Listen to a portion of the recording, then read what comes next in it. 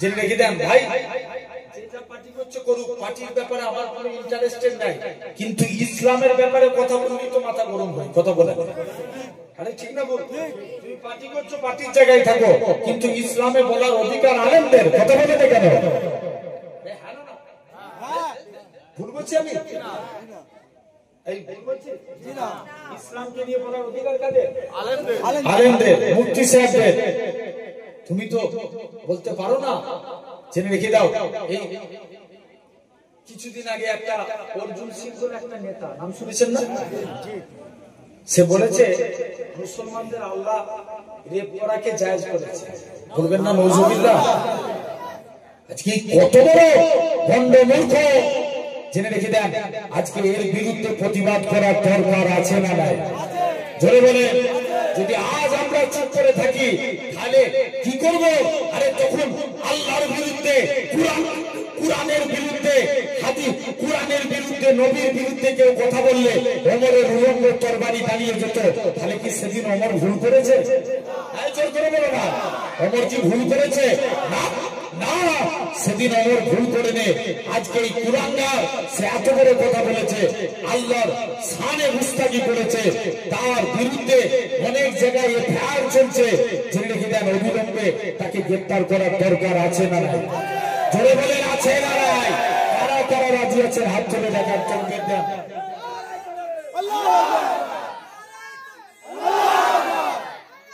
ইসলামের ব্যাপারে কথা বললে মানা যাবে?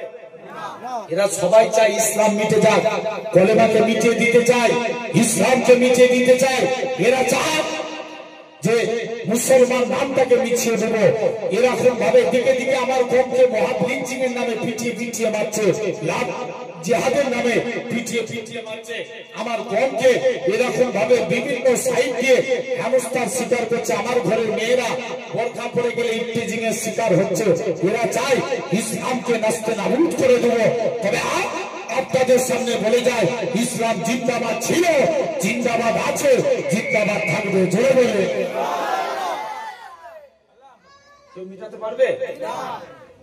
তাহলে সেই নবীর শানে গুস্তাখি কি মেনে লিয়া যাবে? না।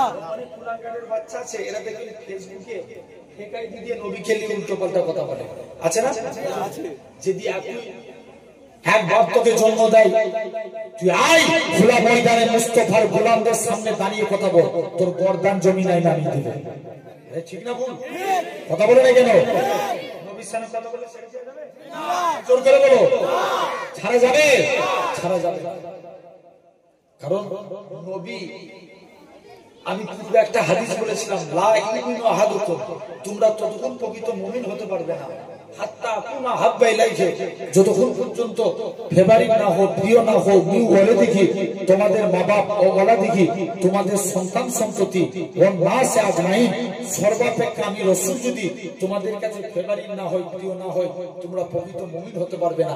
তাহলে নিজের মায়ের থেকে, নিজের ছেলের থেকে, নিজের প্রপার্টির থেকে, সমস্ত কিছু থেকে, এমনকি নিজের জানের থেকে বেশি মুস্তাফাকে ভালোবাসতে হবে।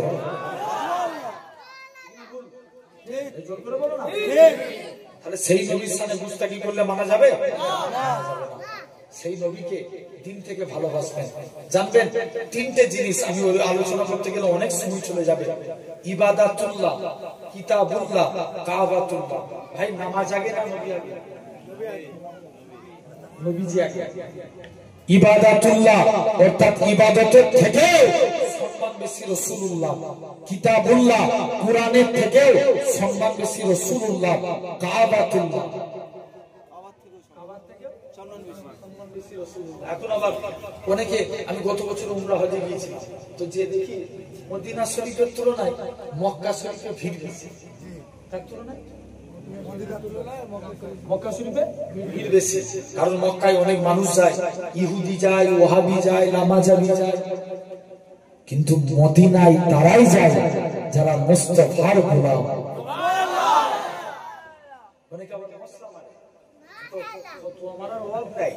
কথা বলে চায়ের দোকানে বসে বসে বড় বড়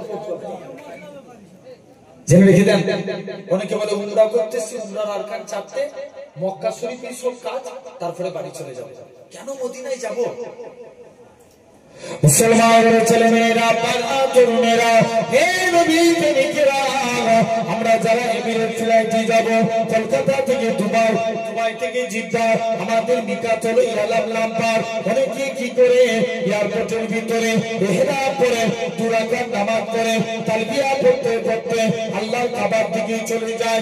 লব্বাইক আল্লাহুম্মা লব্বাইক, লব্বাইক লা শারীকা লাকা লব্বাইক, ইন্নাল হামদা ওয়ান নি'মাতা লাকা ওয়াল মুলক লা শারীকা লাকা লব্বাইক। এরা খুব ভাবে তালবিয়া পড়তে পড়তে আল্লাহর কাবার দিকে চলে যায়। আহারে আমার জানের কাবা, আহারে আমার মনের কাবা। আল্লাহ পাক আপনি আজকের দিনে এই কাবার কাছে এসেছি। হে নওজোয়ান যুবকেরা, আমার রাসূলুল্লাহ জানিয়ে দেন, যারা কাবার কাছে আসে এরা অন্য কেউ নয়, এরা হলো আমি আল্লাহ আমার মেহমান।